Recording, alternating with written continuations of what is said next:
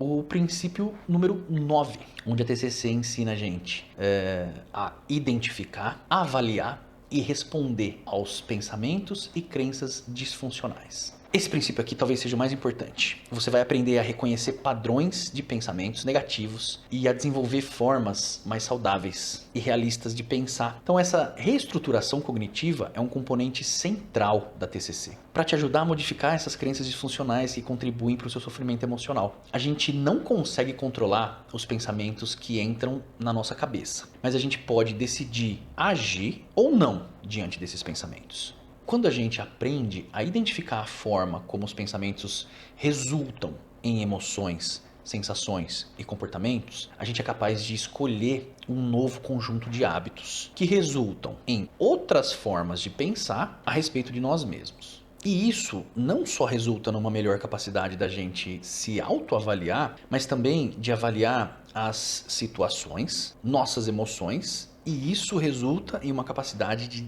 decidir, da gente conseguir decidir novos comportamentos que resultam também em um novo conjunto de pensamentos mais adaptativos e assim por diante. Pode ficar um pouco confuso aqui no começo, tá? Mas eu vou trazer aqui para você bastante detalhamento nesse princípio. Um exemplo era de uma paciente minha que possuía uma crença, né, ou um padrão de pensamento que dizia, né, para si mesma: se eu não for perfeita, eu sou um fracasso.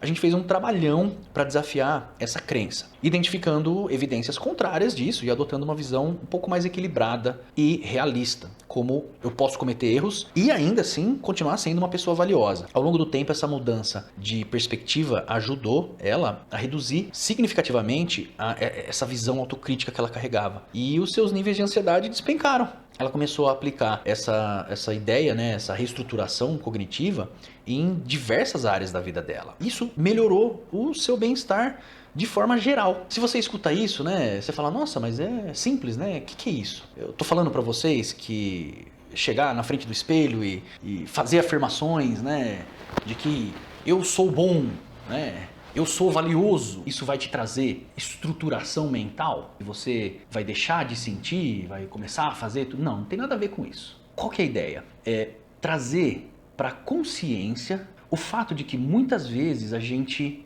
se apedreja, a gente se derruba com esses tipos de pensamentos e de crenças e a gente nem percebe. Isso faz com que a gente seja capaz de detectar os momentos que isso acontece, ficar consciente disso.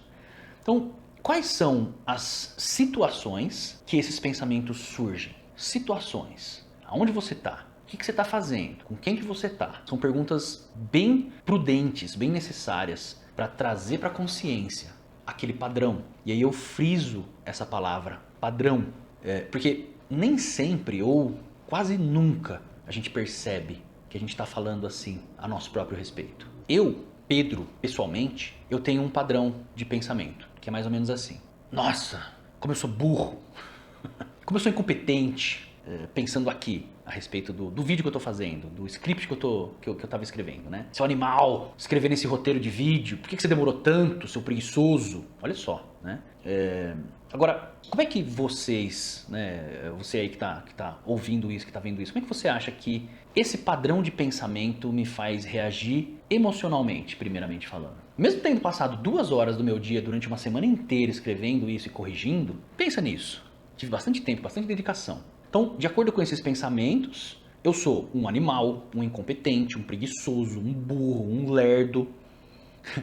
Será que essas ideias, né, será que vão desencadear boas emoções a partir desses pensamentos, a partir desse padrão de pensamento? Vou ficar contente comigo mesmo? Ou será que eu vou me derrubar, me colocar para baixo, ficar depressivo, ficar desmotivado?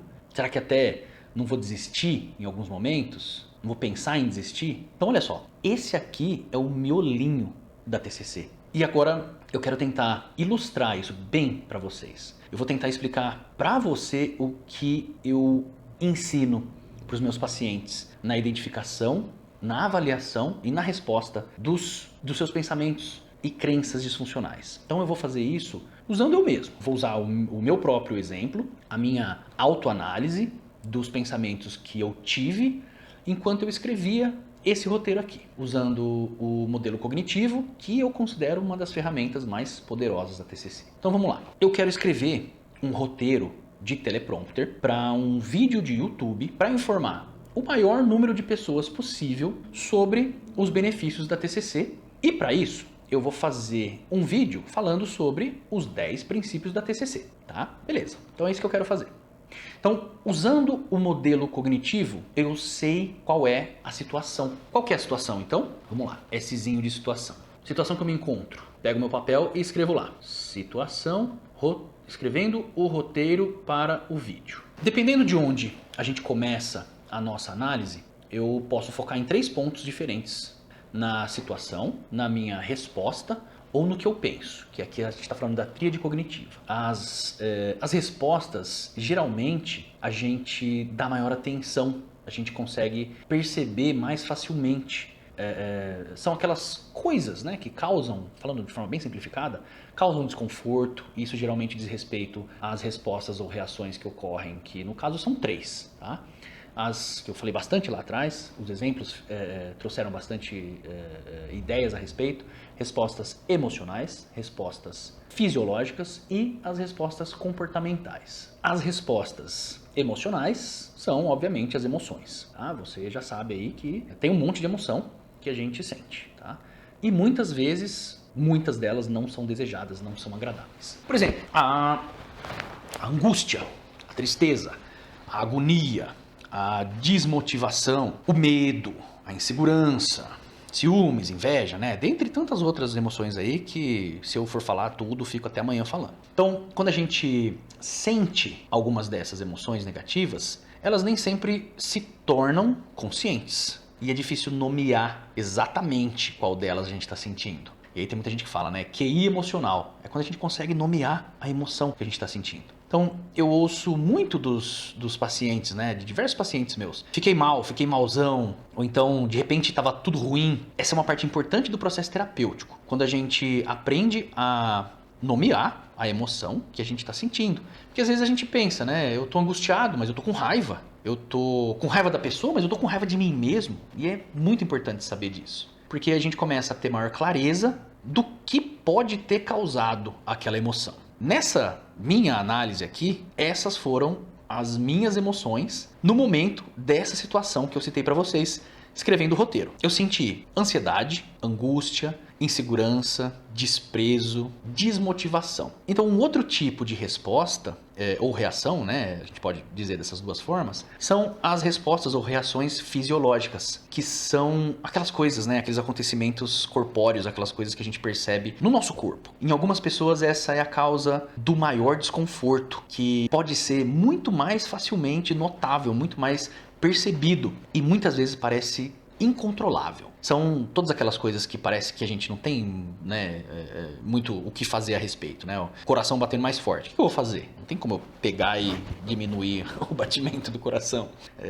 Então, coração, né, parece que vai sair pela garganta, aquela sensação de sufocação, aquela sensação de aperto no peito. Eu sinto muito isso, né? Aquela coisa apertando o peito, que pode até trazer um desespero inusitado. Tem muita gente que confunde com algumas enfermidades um pouco mais severas. A falta de ar, a sufocação, a taquicardia, né, que é o nome mais técnico dado para o batimento mais rápido. É comum que algumas pessoas confundam esses sintomas relacionados à ansiedade com infarto muitas vezes. Tá? Eu tive paciente que veio aqui em sessão e falou, eu fui pro hospital porque eu achei que eu estava infartando. E era uma crise de ansiedade. Tem também, né, os desconfortos abdominais, já ouvi gente descrevendo que parece que são borboletinhas na barriga, né, a dor de barriga mesmo, problema intestinal e outros sintomas, né, diversos também, como tonturas, tremedeiras, sudorese em diversas partes do corpo, mãos, axilas, né? Isso vai de pessoa para pessoa também. E esses sintomas também eles não param por aí. Tem mais de, 200, 300 sintomas fisiológicos que a gente pode avaliar. Nessa análise que a gente está fazendo aqui das minhas reações fisiológicas, eu frequentemente sinto sudorese nas mãos, né? Sudorese e tremedeira, eu fico trêmulo nas mãos, sinto o coração acelerado, então me dá uma taquicardia, e eu sinto aperto no peito. Eu sinto como se um paciente uma vez escreveu, parece que tem alguém sentado no meu peito, e essa descrição é perfeita para mim. É um aperto, um esmagamento, assim. Então, com tudo isso acontecendo, ao mesmo tempo, né, a emoção rolando na minha cabeça, a fisiologia manifestada dessa forma desagradável? A gente acaba fazendo coisas. Então, essas coisas que a gente faz são os nossos comportamentos, são as respostas comportamentais, que aí é a terceira coisinha aqui que eu citei para vocês. Muitas vezes esses comportamentos eles servem para a gente tentar diminuir ou erradicar essas sensações do corpo ou as emoções desagradáveis que a gente está sentindo. Mas, muito frequentemente, esses comportamentos ou essas respostas comportamentais, elas não são desejadas também. Então, quando eu tô lá, tentando escrever um roteiro de vídeo e sinto um monte de coisas no meu corpo e percebo um monte de emoções desagradáveis, se eu não tô bem treinado, se eu não tô fazendo uma boa terapia com um bom terapeuta que consegue me conduzir, que tem uma boa técnica, para botar tudo o que está acontecendo, né, no lugar certinho e trazer isso para a consciência e fazer uma boa análise, a primeira coisa que eu quero é não sentir nada disso. Então o que eu faço? Eu pego meu celular e me esquivo dessas reações, dessas respostas. Então eu fujo dessas sensações, buscando qualquer coisa que vai me dar uma sensação boa instantaneamente. E é o que a gente tem na nossa frente, que é acessível e que é fácil o consumo hoje, né? O que é a coisa mais fácil que a gente tem que traz um prazerzinho pra gente? Mídias sociais, que elas foram construídas, né, para me fornecer um estímulo constante e infinito. Só que esse estímulo é minúsculo. É um estímulo daquilo que a gente acredita que é agradável. Por que às vezes parece que é agradável? É pelo simples fato do nosso foco ter sido tirado daquilo que era desagradável agora há pouquinho. Mas isso é momentâneo. Já já eu tenho que desligar meu celular e voltar para a atividade, voltar para minha escrita, voltar para o meu trabalho, que me causava aquele rebuliço de coisas ruins. Aí o nosso cérebro computa que não ter contato com o desagradável é a mesma coisa que o agradável. Mas não é. Olha que legal saber disso agora. Olha que poderoso. Então, enquanto eu procrastinava, querendo não sentir aquelas coisas, eu não concluía nada. Eu perdia tempo. E tentava evitar olhar para sensações e emoções que estavam me dizendo alguma coisa. Onde o meu comportamento mal adaptado de procrastinação e evitação e esquiva me levou para ainda mais ansiedade. E agora surgiu a culpa. Outra emoção. Surgiu a culpa por eu não ter terminado tudo na hora que eu sabia que eu conseguia terminar. Então, isso faz com que novos pensamentos surjam, resultando em novas emoções, com novas reações fisiológicas e novos comportamentos, que pode virar um ciclo que se retroalimenta, se torna vicioso e que me afunda cada vez mais em um humor deprimido ou em uma sensação de ansiedade cada vez maior e em estados, né, de percepção de depressão e ansiedade que fica difícil de sair. Então, nessa análise dos meus comportamentos, depois que eu senti tudo aquilo que era desagradável e indesejado, eu me comportei. O que eu fiz então? Qual foi o meu comportamento? O meu comportamento mal adaptado foi, eu me comportei me esquivando, demorando ou evitando a conclusão da atividade. Eu me comportei também apresentando um detalhismo e um nível de perfeccionismo desnecessário. E eu justifiquei a minha procrastinação, olha só que interessante, com aprendizagem de técnicas e recursos desnecessárias, tá? Recursos desnecessários ou inviáveis para um vídeo de relativamente baixa complexidade, que é, né, aqui sentado numa cadeira falando com vocês. O que me levou a procrastinar com vídeos inúteis, de gato na internet, cachorro e coisas que, nossa, como meu pai dizia, fazem bolhas de cuspe, tá? Com um pouquinho de treino, a TCC ensina a gente que essas respostas, elas acontecem por causa dos tipos de pensamentos que a gente tem. E quando esses pensamentos que acontecem são curtinhos, rápidos, eles podem ser negativos e pouco sofisticados, a gente chama esses pensamentos de pensamentos automáticos. Eles são o resultado da situação que a gente está vivendo e da conclusão que a gente chega. Por exemplo, no meu caso, alguns pensamentos automáticos que eu tive. Ninguém vai assistir esse vídeo, né? Eu vou fazer um vídeo aqui de quase 2 horas e ninguém vai assistir. Vão achar ruim, vão achar o vídeo tosco, Outra coisa que passa o tempo todo na minha cabeça. Tudo que eu tô falando tá errado.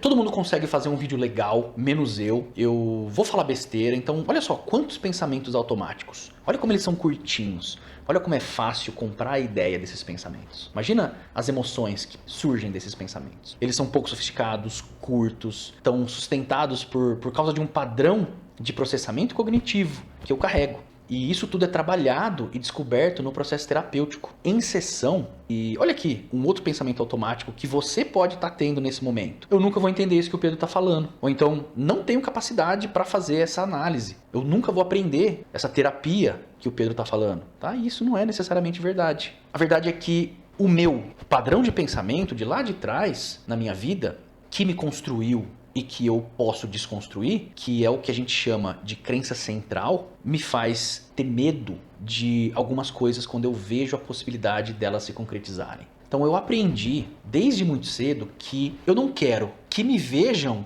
incapaz. E eu não quero que me vejam como um preguiçoso. Eu também não quero que me vejam como alguém inútil, como alguém burro, como alguém incompetente. E olha só, tudo isso, mesmo sem fundamentação nenhuma na realidade agora que eu estou vivendo e sem evidência nenhuma, esses padrões cognitivos, eles ativam os meus pensamentos automáticos. E em cada situação que eu vivo, eles resultam naquelas emoções. Eles resultam também em reações fisiológicas e comportamentais também que surgem, né? Essas três reações diferentes, esses três tipos de respostas diferentes. Essa é a minha crença central. Aquilo que eu não quero ver em mim mesmo, que está relacionada aos meus maiores temores. Então a minha crença central é de que eu sou incapaz de produzir algo útil que as pessoas vão gostar, avaliando aqui essa situação que eu estou vivendo agora, escrevendo o roteiro aqui para vocês. Então depois que eu compreendo essa forma que às vezes eu me vejo ou temo me ver e que eu posso basear minha vida nisso, inútil, incapaz, burro, etc., eu percebo que eu crio algumas regrinhas para aliviar essa tensão. E essa ideia central que pode me atormentar. Tento aliviar essa coisa, né? Seu burro, seu animal, seu incompetente, seu incapaz. Quais são essas regras? Nesse caso da criação do vídeo aqui, do roteiro, uma autorregra, ou que a gente chama aqui de crença intermediária, que surge, né? É uma condição que eu coloco para mim mesmo. Eu tenho que fazer perfeito para as pessoas gostarem. Tenho que fazer perfeito para as pessoas gostarem. Então olha só, olha que interessante, olha que legal. Agora, eu sei o que eu sinto no meu corpo, quais são as emoções que estão circulando aqui na minha cabeça, os comportamentos que são desejados, também os que eu não quero mais executar, os comportamentos que eu não quero.